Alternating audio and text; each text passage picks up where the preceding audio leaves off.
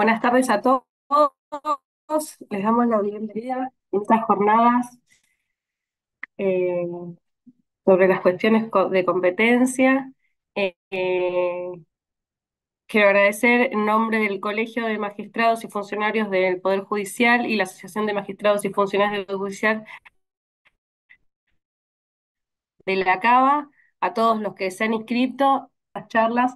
eh, y bueno, a los que están inscritos en el canal de YouTube les avisamos que van a tener todas las cuestiones de certificados y demás en un link ahí mismo. Y vamos a comenzar con esta hermosa charla que se ha consensuado para hoy. Y en el primer caso va a exponer el doctor Ponce, quien va a hablar sobre la temática de la revictimización de los niños, niñas y adolescentes. Es abogado de la Universidad de Buenos Aires, especialista en Derecho Penal, máster en Administración de Justicia, responsable del Observatorio Metropolitano de Seguridad, fiscal coordinador de la Unidad Fiscal en Delitos, Contravenciones y Faltas Especiales. En este momento le doy la palabra. Muchas gracias. Muchísimas gracias. También soy miembro de la Asociación Civil Basta Así, que lucha contra con los abusos contra las infancias. Bueno, quiero agradecer en primer lugar a las dos asociaciones de magistrados que están organizando este evento, a Mafucaba, a su presidente, el doctor Roberto Requejo, al Colegio de Magistrados también, a su presidente, el doctor Lisandro Fassman, y a la doctora Vanessa Jurado también, por toda la organización respecto de este evento.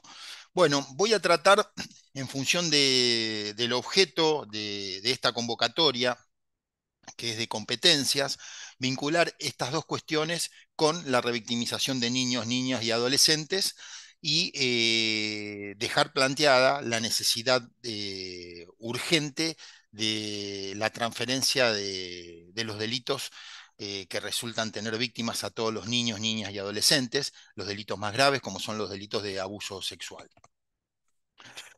Eh, es importante y fundamental para poder hablar de este tema, circunscribir básicamente los conceptos en derechos de la infancia, cuál es la normativa aplicable. En este sentido, la normativa aplicable es lo que se denomina el corpus iuris. Esto a partir de la vigencia del artículo 75, inciso 22 de la Constitución Nacional, que incorporó los tratados internacionales de derechos humanos como letra viva de nuestra Constitución. Es importante mencionar que este Corpus Iuris está integrado por la Convención de los Derechos del Niño y la Convención Americana de Derechos Humanos.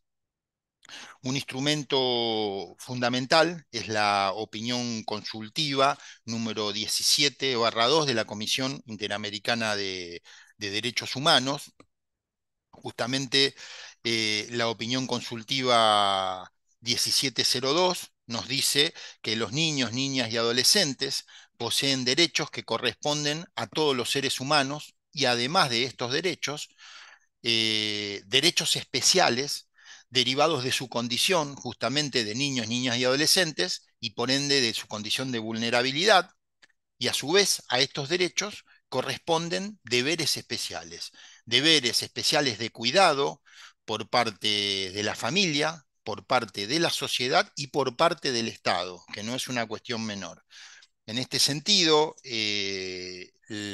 la doctrina que emana de esta opinión consultiva es receptada en innumerable cantidad de fallos de la Corte Interamericana de Derechos Humanos, como por ejemplo Atala Rifo y Niñas versus Chile, como así también en el caso Furlán y Familiares versus Argentina, donde se estableció, entre muchas otras cuestiones, esta obligación especial de protección que tiene el Estado, y a partir de esta obligación se establecen medidas especiales de protección, que estas medidas especiales de protección surgen específicamente medidas de cuidado y de asistencia receptadas en el preámbulo de la Convención de los Derechos del Niño.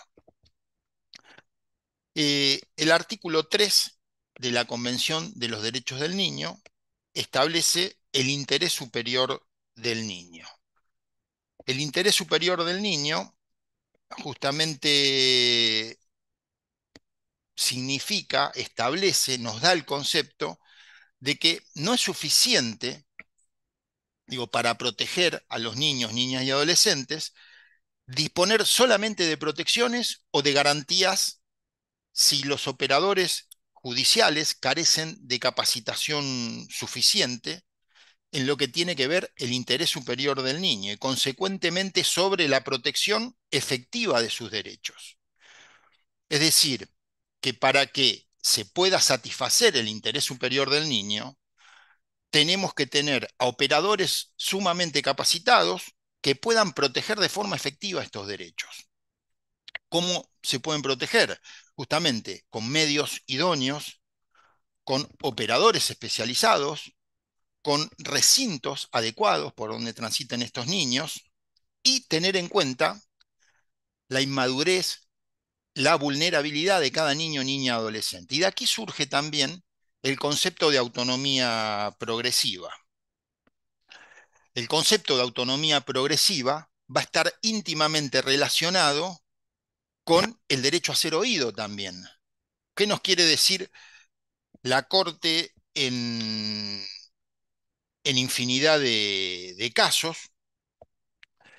Eh, que los niños son titulares de derechos, deben contar con medidas especiales y estas medidas especiales deben estar definidas en cada caso concreto. Por ejemplo, esto surge como doctrina del fallo Familia Pacheco Tineo versus Bolivia, eh, donde tenemos que tener en consideración la edad, la vulnerabilidad y no exigir, por ejemplo, en función al derecho a ser oído, un niño, una niña de 4 o 5 años, llevarle una cámara Gesell y pretender que nos haga un relato circunstanciado, preciso, con fecha, con hora, minuto y segundo.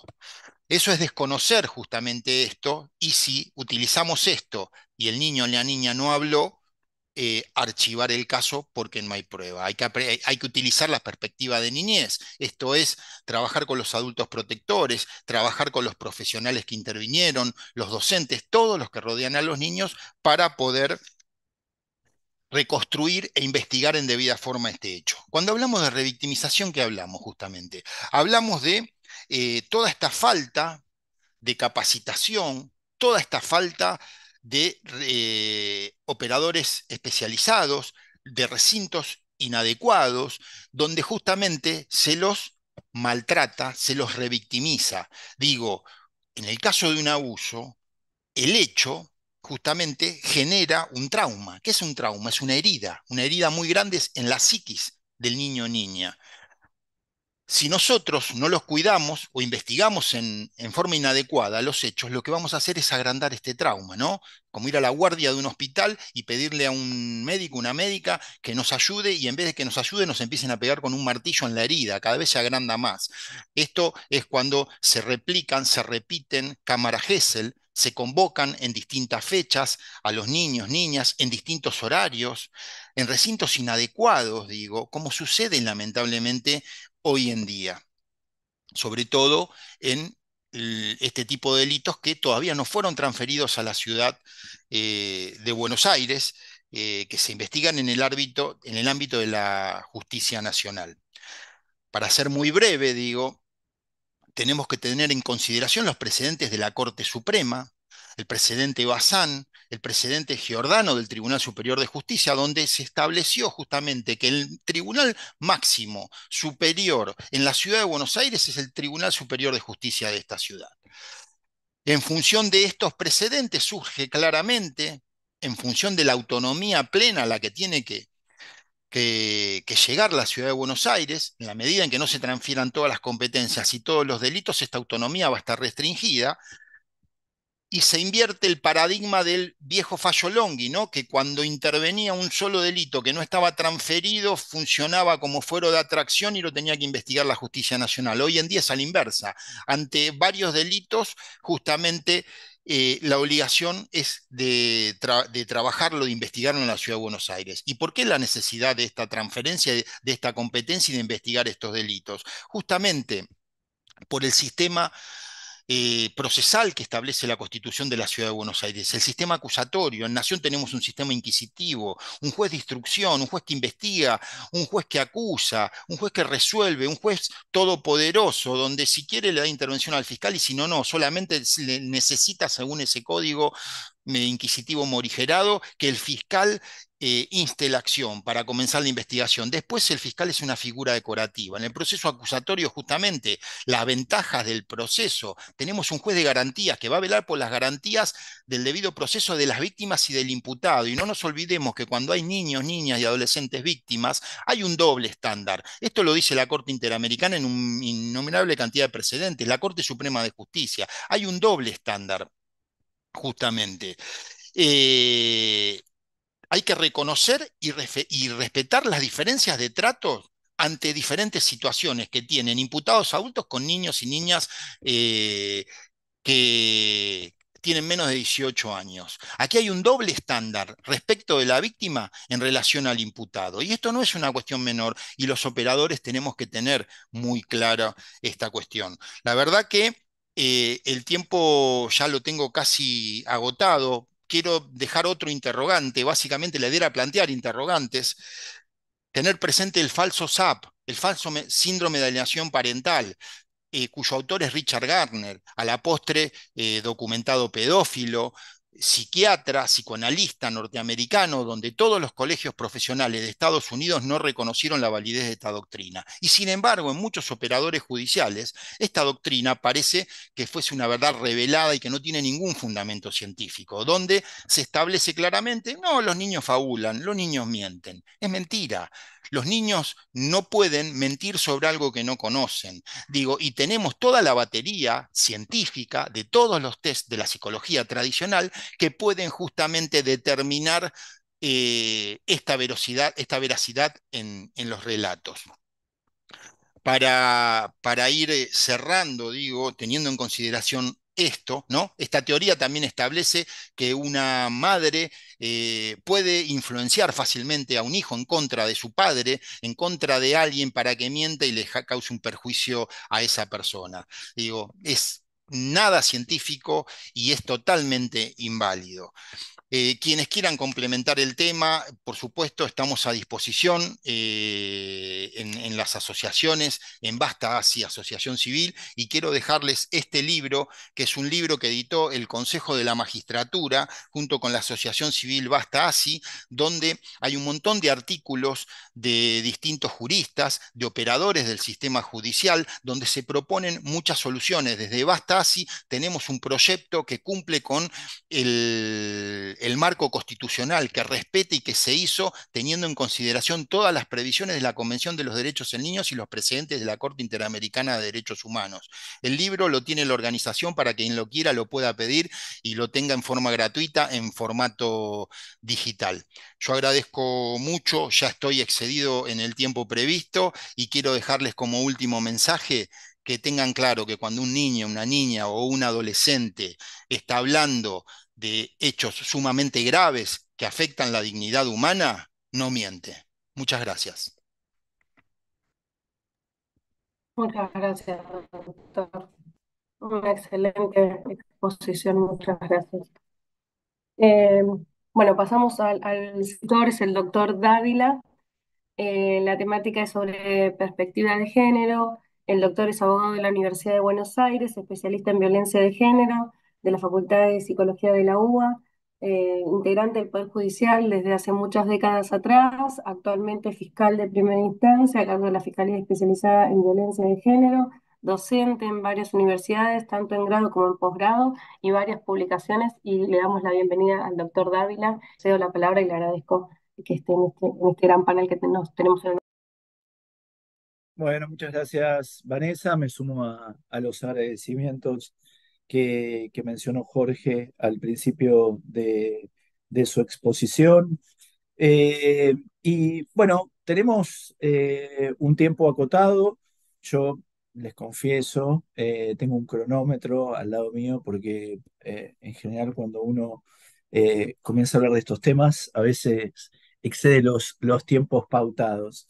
Eh, el tema que nos convoca en el día de la fecha es, está centrado en lo que resulta ser la perspectiva de género al momento del abordaje de los casos, ¿no? Dentro del proceso y dentro de las cuestiones de competencia, desde ya en aquellos casos que entendemos que se ejerce, se comete un delito mediando violencia hacia la mujer. Bueno, en este sentido, hay ciertas circunstancias que resultan centrales.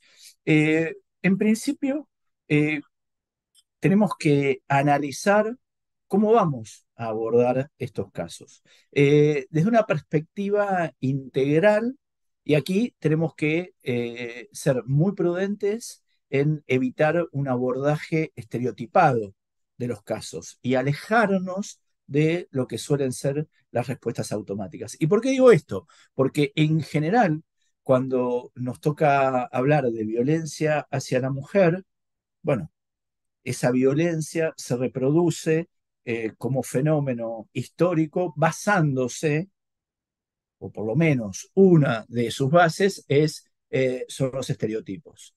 Eh, Resulta total y absolutamente necesario que el abordaje de los casos sea con una mirada interdisciplinaria. Ya no sería parcial, sería total y absolutamente ineficaz abordar un caso desde una perspectiva pura y exclusivamente jurídica. Los procesos en los que se enmarcan en un supuesto de violencia hacia la mujer tienen que tener una visión interdisciplinaria.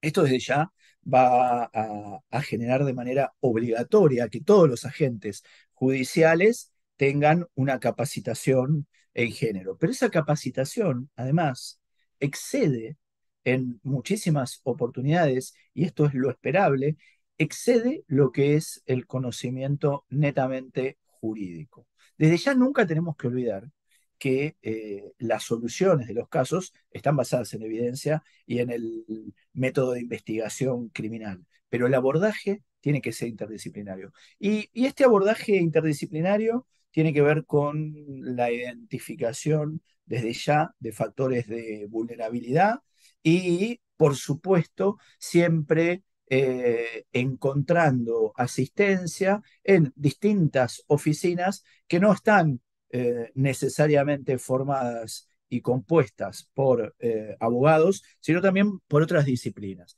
ya sea la psicología, el trabajo social, y son ellas quienes nos nutren de información.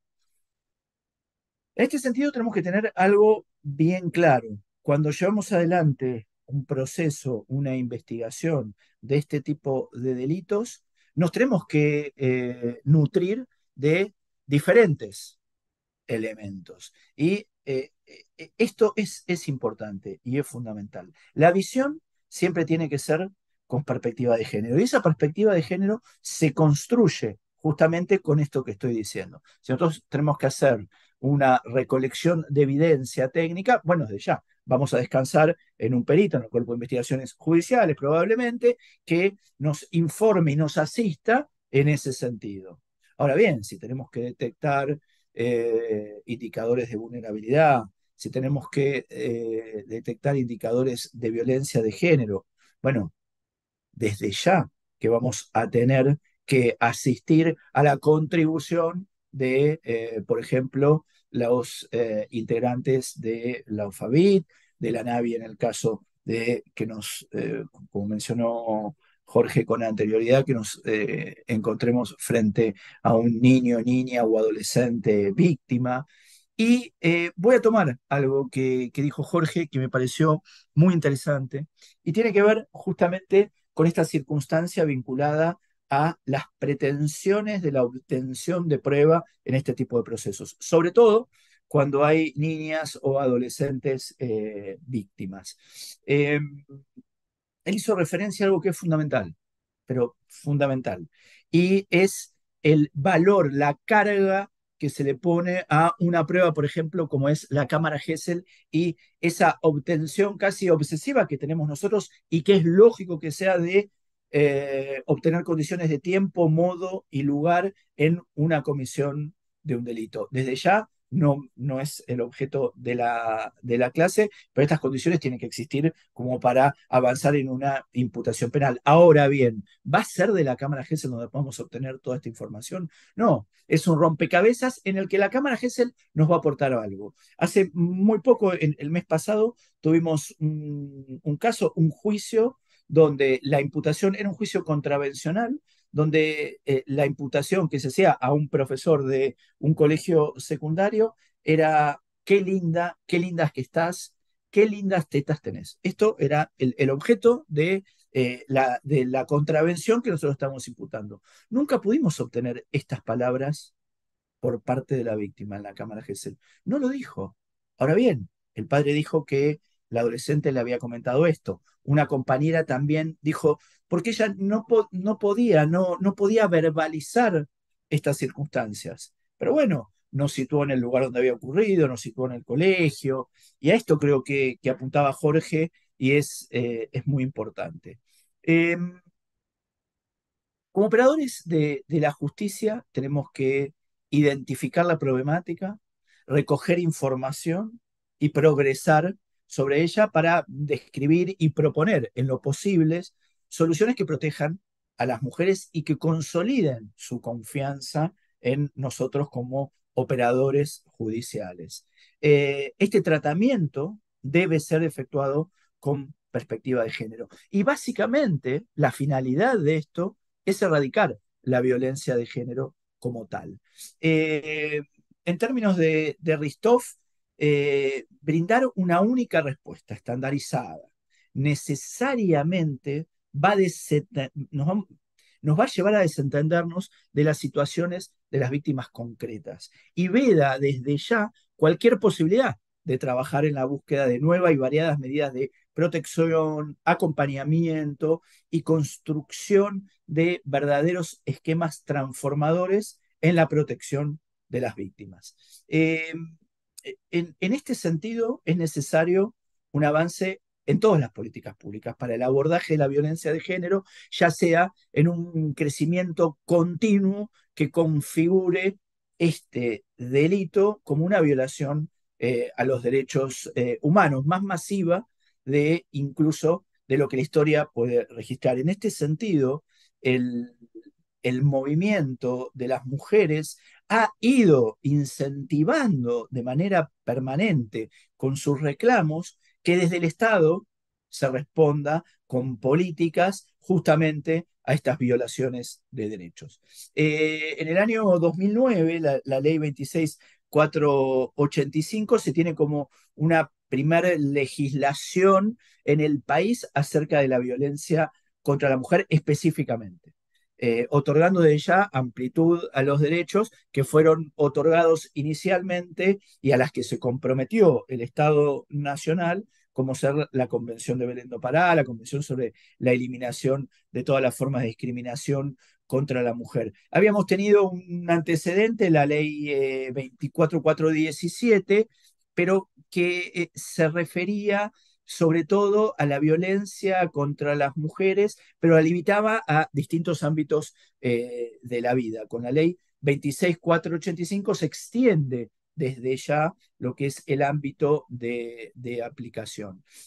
Los aspectos más fructíferos de este giro histórico tienen sí o sí que ver con el actuar del Poder Judicial en los casos de violencia de género. Y reside de ya en el impulso que se dio justamente hacia la interdisciplina, o mejor dicho, a mirar el campo de una manera holística. En este sentido, también desde el Ministerio Público Fiscal se adoptaron medidas tendientes a esta ampliación y a esta visión extendida se pueda materializar en las intervenciones que hacemos como fiscales. Desde ya la existencia de equipos especializados, la resolución número 65 que amplía el concepto de violencia de género y desde ya que lo extiende al colectivo LGTBQ+,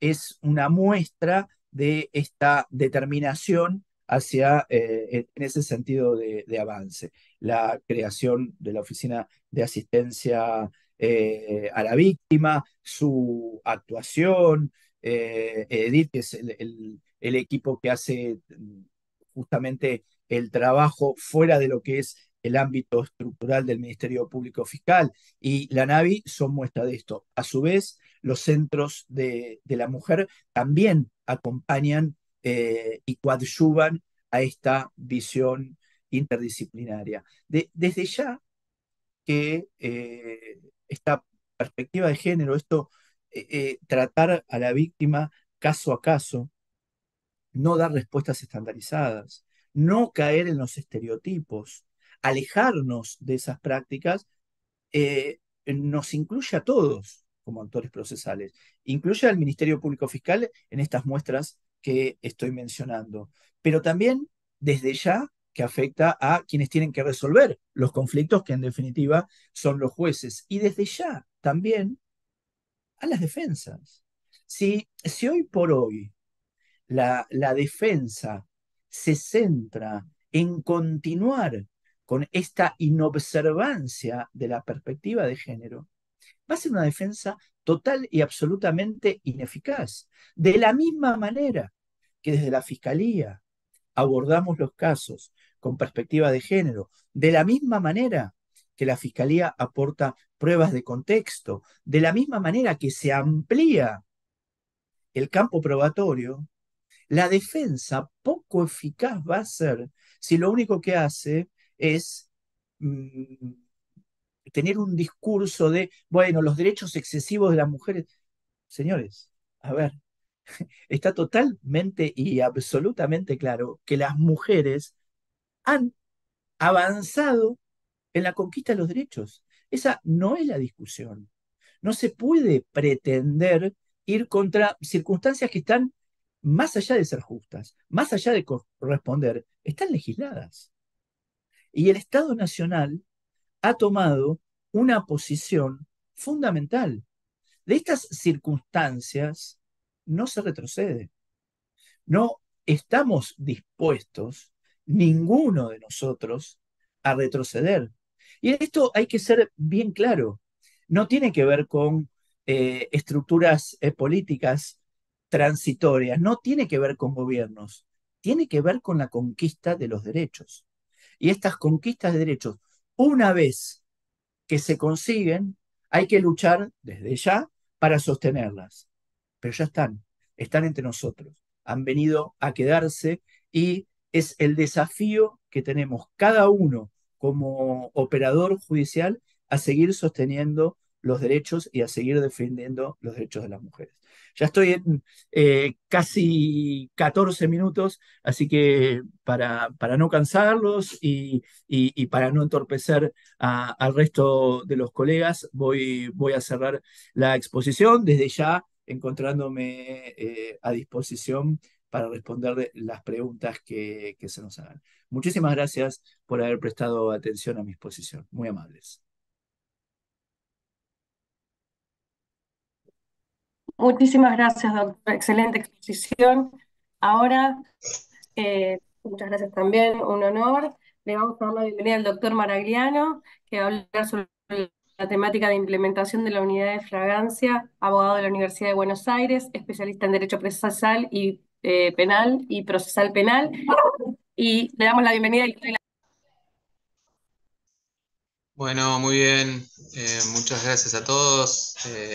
Me desempeño como fiscal penal de primera instancia, penal contra lesiones y falta de primera instancia y también justamente en lo que tiene que ver con la temática que toca en suerte, en este caso, llevar adelante mi exposición desde el inicio de la experiencia. eh, Me desempeño como uno de los cuatro fiscales coordinadores de uno de los equipos de flagrancia del Ministerio Público Fiscal. Eh, En punto a esto, y en primer lugar, antes de comenzar con mi exposición, por supuesto, de ya me sumo a los agradecimientos que inició Jorge y a los que se sumó también Adrián respecto de ambas asociaciones, y de ya a Vanessa, que con toda gentileza, como siempre, y buena predisposición ha coordinado esta charla, esta suerte de conversatorio. Y desde ya también me anticipo a quedarme a disposición ante cualquier pregunta e inquietud que deseen satisfacer al final de esta charla. En primer lugar, es necesario en torno al tema que nos convoca, en este caso en particular el mío, tener en consideración la parte conceptual, ¿no? En lo que tiene que ver con la flagrancia, las fuerzas de seguridad sabemos que deben actuar directamente en los casos en que tengan conocimiento de un delito, y uno de los supuestos más habituales que los obliga es cuando están en presencia de la comisión de un ilícito.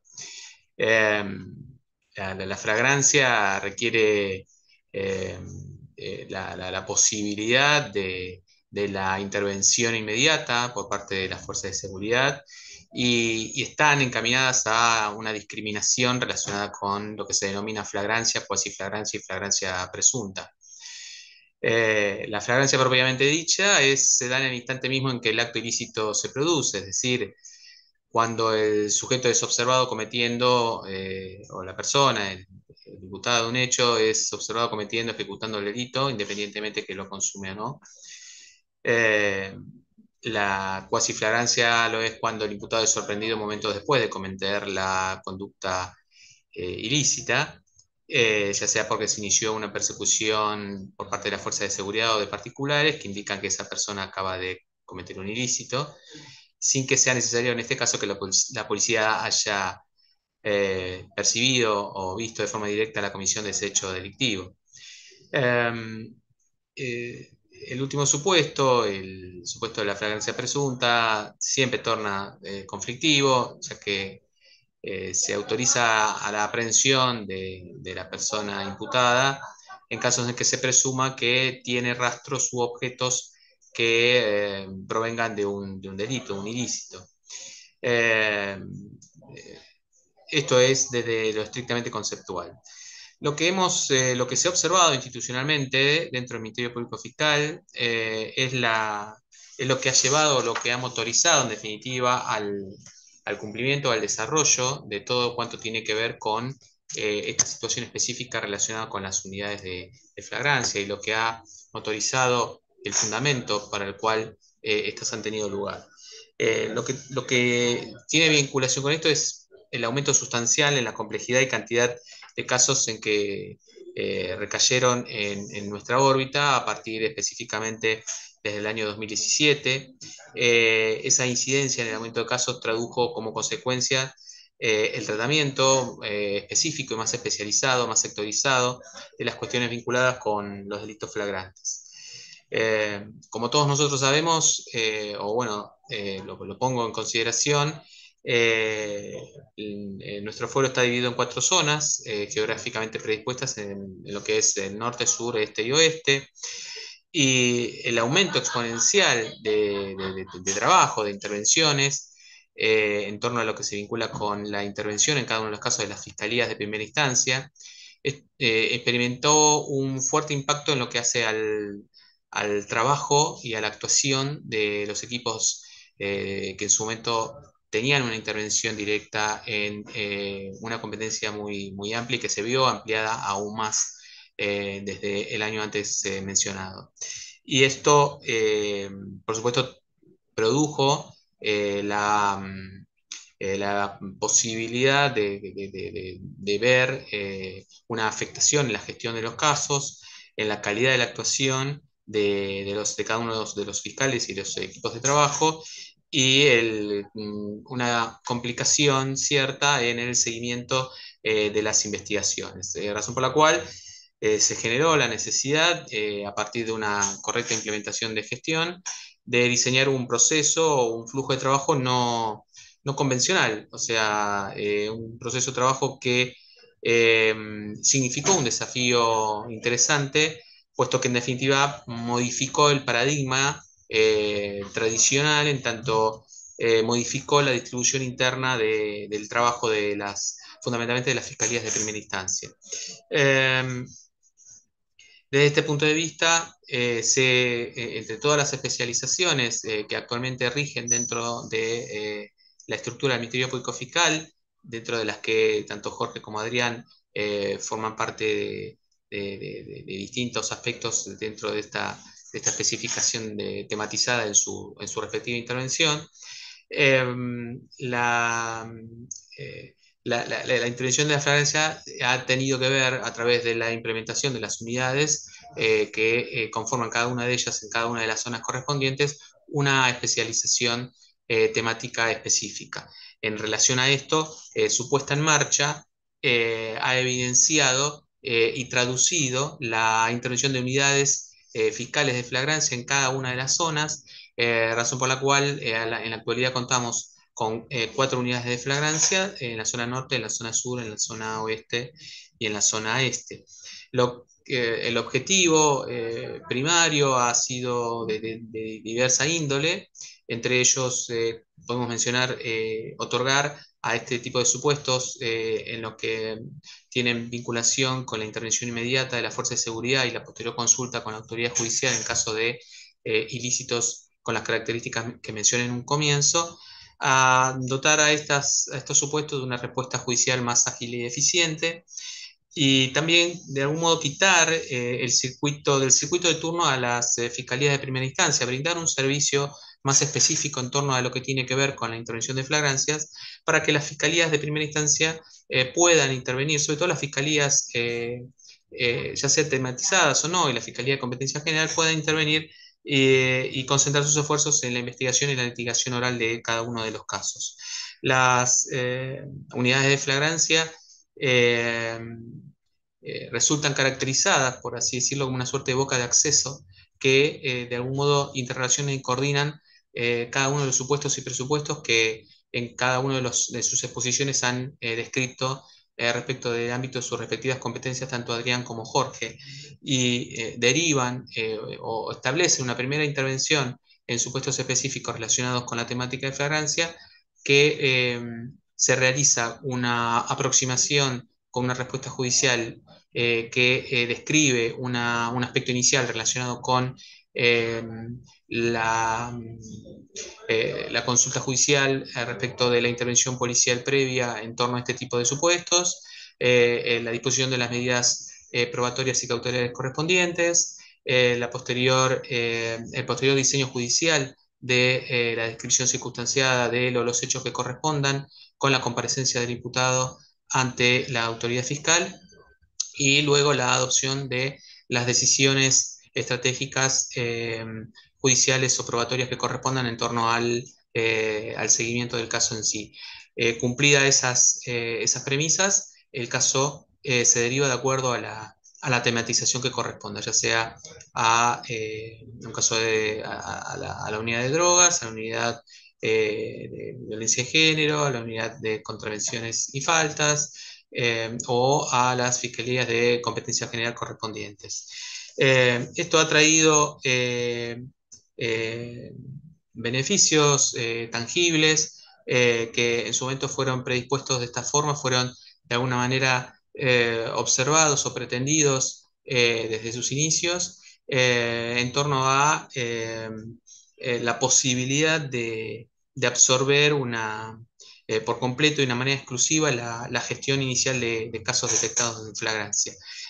Ha posibilitado también como datos objetivos positivos la existencia de una manera de intervención en relación a estos supuestos, estos casos, que resulta única en todo lo que tiene que ver con el ámbito de la capital. Es una nueva manera de llevar adelante una herramienta de gestión eficiente para influir positivamente en la labor diaria de las oficinas judiciales. Ha traído como respuesta, como decía, la posibilidad de que se trate de un modo unívoco todos los casos que tienen similares consideraciones fáctico-jurídicas y evitando de esta manera una dispersión o una digresión, una manera de observar distinto el supuesto de acuerdo a la zona en la que la comisión de ilícito tuviese lugar, como se observó que en el pasado ocurría. Esta nueva forma de abordar y resolver los conflictos penales de una manera más ágil y efectiva, por supuesto no está exenta eh, de observaciones y de críticas y de, como toda experiencia nueva y como todo cambio de paradigma, de algún tipo de rechazos que eventualmente eh, se observaron. Pero bueno, estamos haciendo camino, estamos aprendiendo con la experiencia, estamos permanentemente reseteando hipótesis de trabajo, y esto determina la posibilidad de que podamos tener, como dije antes, un abocamiento en relación a los casos iniciados en este tipo de supuestos de un modo más organizado, más unívoco, más eficiente, con un mejor control de casos, y también posibilitar, esto aún estamos haciendo camino en torno a esto, tal también como señalaba Adrián en lo que hace a la perspectiva de género, tratando de asumir también un compromiso por parte de la defensa en torno a esta situación, decía de generar expectativas procesales tendientes a llevar adelante resoluciones de casos de modo temprano, de modo tal de concentrar los esfuerzos en torno a la intervención de las partes en aquellos casos que realmente merezcan el tránsito procesal prolongado correspondiente. De modo tal que eso se trata de un cambio disruptivo en la organización judicial, fundamentalmente del Ministerio Público Fiscal, eh, que acompaña las más que evidentes necesidades que la comunidad viene reclamando a nuestra justicia con mayor intensidad, y que genera a la vez la necesidad de abordar nuevas formas de resolver los conflictos, como siempre digo, en tiempos humanos, de una manera más ágil, más efectiva, y creo que las acciones que se llevan adelante deben desarrollarse teniendo en cuenta estas premisas, este contexto. Eh, Así que bueno, esta es en prieta síntesis de qué se trata esta experiencia que estamos desarrollando. El doctor Broto me acompaña en la experiencia desde el principio, en el caso de él como coordinador de la zona norte, yo soy coordinador de la zona oeste. Eh, También nos complementamos con la zona este bajo la coordinación del doctor Tropea, y la zona sur la coordinación del doctor Brunet, y por supuesto bajo eh, la, el permanente acompañamiento y el apoyo del fiscal general adjunto de Martín López Zabaleta, quien nos ha convocado a esta hermosa tarea que se vincula con el abocamiento de casos en casos de flagrancia. Eh, es una experiencia que estamos desarrollando ya desde hace más de 2 años, y bueno, creo que atraviesa los síntomas, los objetivos y los fundamentos que he intentado reseñar brevemente en esta breve exposición. Hay mucho por hacer, y por supuesto siempre estamos atentos a cualquier inquietud que se formule, y que entre todos nosotros también, no solamente entre los cinco, sino entre todos aquellos que componen nuestros equipos de trabajo, que están dotados de 6 auxiliares fiscales y de funcionarios y empleados, nos transmitan en una sinergia de trabajo que siempre resulta con la horizontalidad necesaria para que esto funcione. Bueno, de mi parte nada más, agradezco la atención. En primer lugar, nuevamente reiterar mi agradecimiento en relación a la invitación, y agradezco la atención dispensada en torno a esta exposición. Muchas gracias. Muchas gracias, doctor.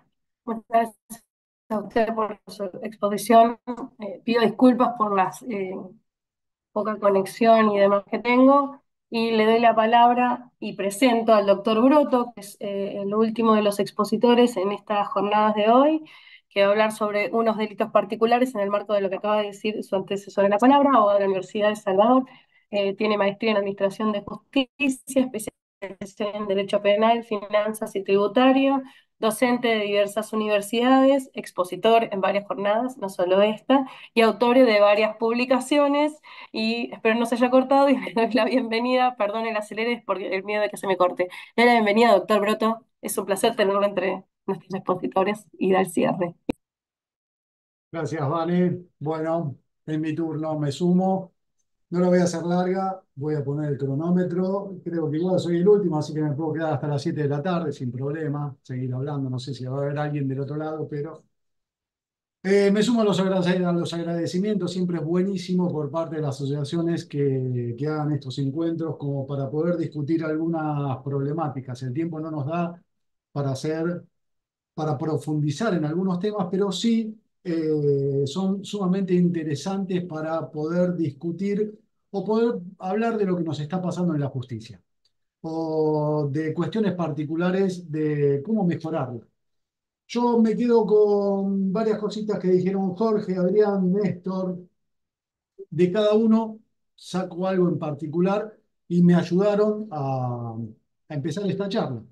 Jorge concretamente me habló del tema de las transferencias de delitos, de las cuestiones procesales. En Nación sigue siendo el juez de instrucción, nosotros acá somos los que investigamos los fiscales. Obviamente, Adrián, hay algo que más de toda la explicación y cuando hizo referencia a las discusiones, hay algo que estaba claro que él dijo, está legislado, basta, no hay discusión. Eh, Cuando expuso respecto de los derechos, hubo una conclusión que es evidente. Está legislado, no discutamos más. Eh, y después, con respecto a Néstor, también me sirvió muchísimo porque, como él explicó, estamos en la experiencia de las unidades de flagrancia, en donde de alguna manera tenemos un trabajo directo con las fuerzas de seguridad, como todas las fiscalías, cuando, es decir, como todos los turnos, flagrancia es trabajar directamente con policía, atender los llamados de esta, analizar las detenciones que lleva adelante y bueno, y tratar de resolver problemas, que esa es una gran parte del trabajo que hacemos los fiscales que estamos en primera instancia, que analizamos cuestiones flagrantes. Eh, Me quedo con lo que todos refirieron también respecto a eficiencia y utilidad. Yo siempre cuento una experiencia en una charla que tuve que dar en su momento, era la Feria del Libro, en donde se hacían unas jornadas abiertas, en donde también las asociaciones y en concreto el Consejo de la Magistratura tenía un stand en donde, bueno, se exponía. Y me acuerdo que en me tocó exponer, elegir un tema, todo, y bueno, cuando surgieron las preguntas, obviamente como, a la Feria del Libro van todos, no va gente especialista en derecho o gente que le interese concretamente el derecho. La verdad que escuchar a un fiscal, a un juez, muchas veces parece medio pesado. Pero me hizo una pregunta muy concreta, porque yo procuré hablar del tema de transferencia de delitos. En ese momento estábamos en plena transferencia de delitos de nación a ciudad. Y en realidad el hombre agarra y me pregunta, doctor, todo muy lindo, todo bárbaro, pero ¿de qué nos sirve a nosotros todo esto? Transferencia de delitos, la verdad que es como que me dio a entender, su pregunta me dio a entender que nuestra preocupación en la justicia era para la tribuna. Nos peleamos entre nosotros respecto de quién, si lo atiende el delito, lo atiende nación, si lo atiende ciudad, en qué le cambia al ciudadano. La verdad que parecía que en nada. Y por eso a mí me interesó hablar del tema de competencia y el tema de competencia del fútbol, concretamente, porque con la experiencia que tenemos en flagrancia, concretamente acá en Zona Norte, tenemos la cancha de River en especial, que es la que genera mayor movimiento de gente. Esto trae problemas que hay que solucionar y que generan muchos interrogantes. Problemas, soluciones e interrogantes, cosas que también hablaron Jorge, Adrián, Néstor. Y la verdad que ¿Cuál fue mi respuesta en ese momento? Voy a empezar con mi respuesta en ese momento a ese señor que me preguntaba, ¿de qué nos sirve todo esto? Todo esto que ustedes hablan, se pelean, nación, ciudad. En definitiva, esto es mucho para la tribuna y a nosotros no nos resuelve absolutamente nada. Y la verdad que ahí me voy a agarrar un poco de lo que contó Jorge también. Cambia muchísimo. ¿Qué es mejor, nación o ciudad? ¿Qué es mejor? Que el hecho sea juzgado, investigado y juzgado en nación por la justicia nacional o por la justicia de la ciudad. Eh, yo me atreví a dar una respuesta. 1000 veces mejor la justicia de la ciudad. Aclaro que tengo infinidad, ya estoy grande, tengo infinidad de amigos en la justicia nacional, vengo de la justicia nacional, pero me atreví a dar una respuesta. Somos muchísimo mejor en la justicia de la ciudad. No porque los operadores seamos mejores, porque los jueces, es decir, las personas concretamente, sean mejores las que están en ciudad que las que están en nación. No, somos mucho mejor porque tenemos herramientas mucho más modernas. Jorge, en lo poquito que pudo usar sus 15 minutos, dejó entrever el análisis que se hace respecto de la intervención en nación del juez, nunca del fiscal. El fiscal está ahí en segundo término para algunas cosas, bueno, está cambiando de a poco. Lo cierto es que nosotros somos una ciudad con una legislación muy moderna. Y esa legislación moderna hace que la justicia sea muchísimo mejor que una justicia que se maneja con un código procesal que es totalmente vetusto, que tiene un montón de modificaciones que son parches para tratar de hacerlo caminar y que no sea todo inconstitucional. Entonces, la justicia de la ciudad es mucho mejor. Pero a mí me interesaba hablar respecto de la competencia en lo que es fútbol, porque tenía 15 minutos, me interesaba contar, ya me quedan 8, de lo que nos pasa, el problema, la solución e interrogantes. Me interesó hablar del tema de fútbol y qué nos pasa concretamente a los fiscales, qué le pasa al ciudadano respecto de la transferencia de delitos. No me voy a explayar porque me queda poco tiempo, pero todos sabemos que la ciudad tendría que ser totalmente autónoma. Totalmente autónoma significa que la ciudad en la ciudad se tendrían que tramitar absolutamente todos los delitos. No tendría que existir una justicia nacional, no tendría que existir una justicia de la ciudad. Hablando siempre de penal, claramente. Los otros fueros hay fueros que ni siquiera están transferidos. Civil, laboral, hay un montón por hacer. La verdad que después, no sé, se lo paso a Vanessa, hay unos cuantos fallos en donde la Corte Suprema de Justicia dijo, basta señores, la transferencia se tiene que hacer, pasaron muchos años, hay una inactividad manifiesta que perjudica al ciudadano, que perjudica al vecino de la ciudad. Y miren cómo perjudica.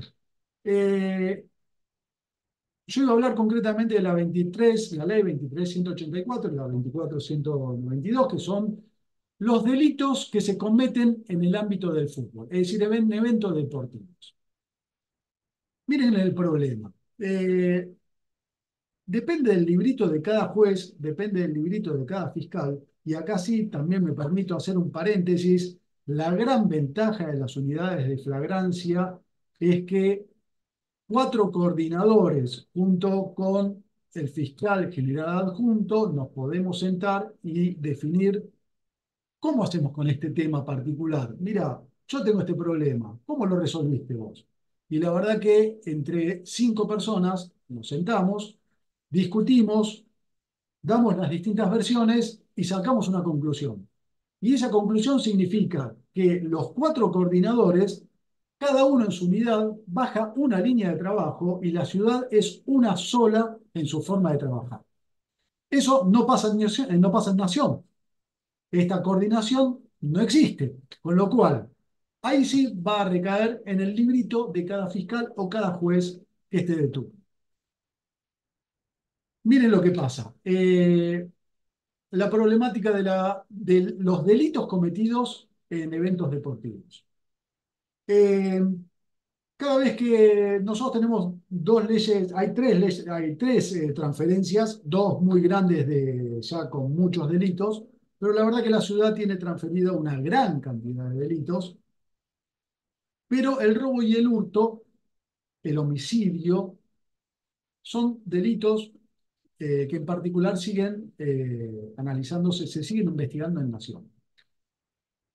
En un turno concreto, en un momento determinado, alguien empezó a hacer, la policía tomó la decisión de tuvo distintos robos en la cancha de River y llamó a un juez de Nación, perdón, a un fiscal se, me quedan 4 minutos, que se negó a aceptar el caso. Primero dijo que no era flagrancia, por eso después lo llamaron al juez, pero resulta que la Justicia Nacional dijo, no, no, no, no, no. A ver, yo no me hago cargo no es delito propio de Nación. El policía le dijo, pero ¿cómo, doctor?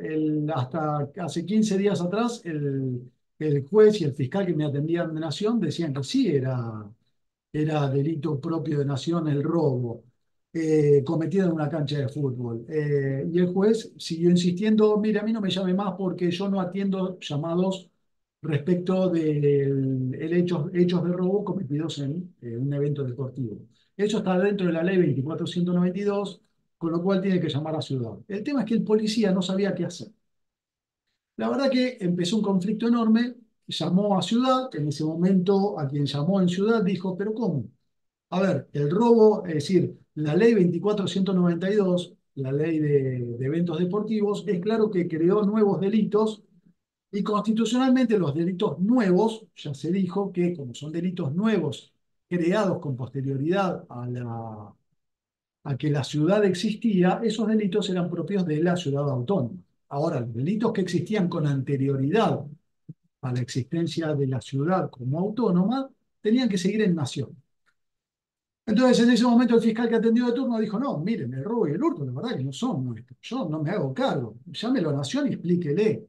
Como bien el juez que 15 días antes estaba atendiendo, bueno, empezó toda la discusión. El pobre policía quedó en el medio. Quedó con el imputado, es decir, el detenido por robo, que no sabía y nadie se lo quería aceptar. Estos problemas de competencia hacen que la justicia no sea ni eficaz, ni útil, ni eficiente. Estos problemas de competencia, esta falta de autonomía, esta falta de criterio para poder trabajar y esta falta de que en definitiva se transfieran las cuestiones a que la ciudad pueda adquirir la autonomía que corresponda, a los únicos que perjudica es a los vecinos de la ciudad.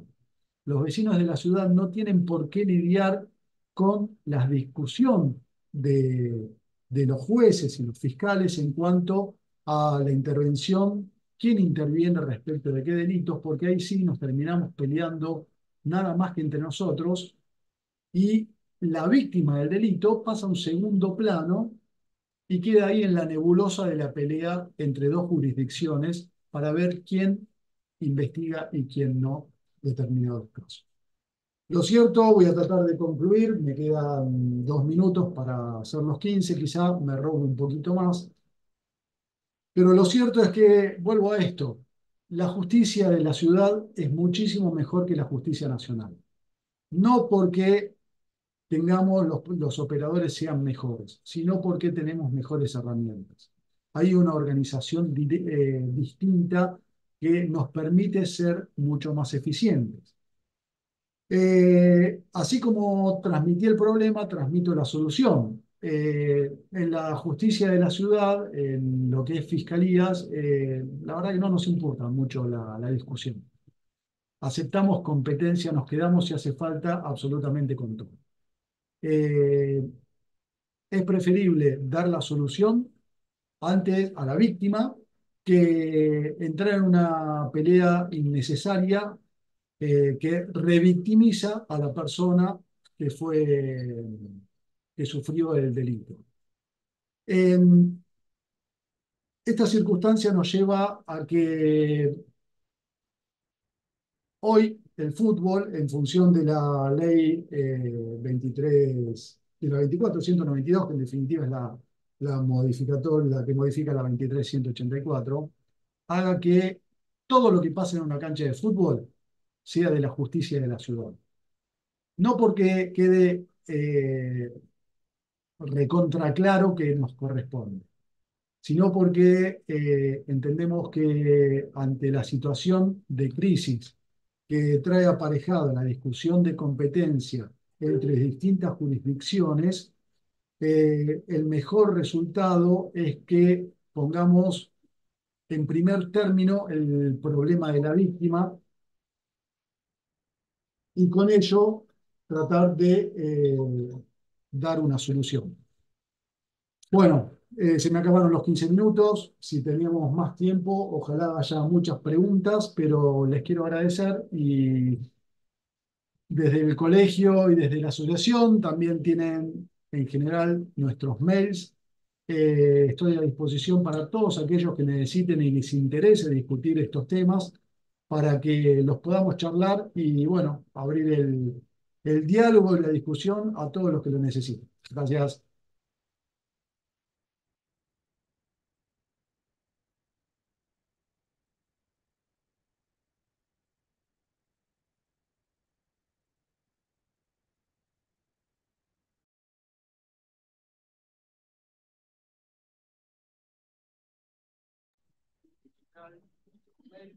Muchas gracias, Norberto. Muchas gracias a todos. Bueno, evidentemente Vanessa tuvo un problema en la conexión, así que se debe haber desconectado. Damos por finalizada este encuentro. Muchísimas gracias a todos. Ahí estás, Vanessa. Gracias a vos. Muchas gracias. No, gracias ustedes, estuvieron excelentes todas las exposiciones, les agradezco un montón, que tuve yo en el día de hoy, pero les agradezco un montón, les indicamos a todos los inscriptos que por favor vayan al link, que es donde están los certificados, y les aviso a este hermoso grupo expositor que seguramente los estaré convocando para alguna otra charla y después por privado les mandaré unas cuestiones que les quiero comentar. Pero les agradezco un montón, estuvieron todos muy bien, muchas gracias. Hasta Bueno, luego. gracias Gracias a a todos y a todos. todas. Cuenten con Gracias a nosotros. ustedes y gracias a Jorge y a todo el equipo que está detrás de bambalinas, a Antonella, a Lu, a Jorge, a todos. Gracias a Lisandro Fassman como presidente del colegio y a Roberto Requi como presidente de la asociación, a todos que no se los ve, pero sí están y sigamos adelante para tratar de fortalecer la hermosa ciudad autónoma de Buenos Aires tenemos y gracias a ustedes también cada día un poco mejor todos los días. Así que muchas gracias. Bueno, muchas gracias también. Saludos a todos. Chao, Adiós. gracias.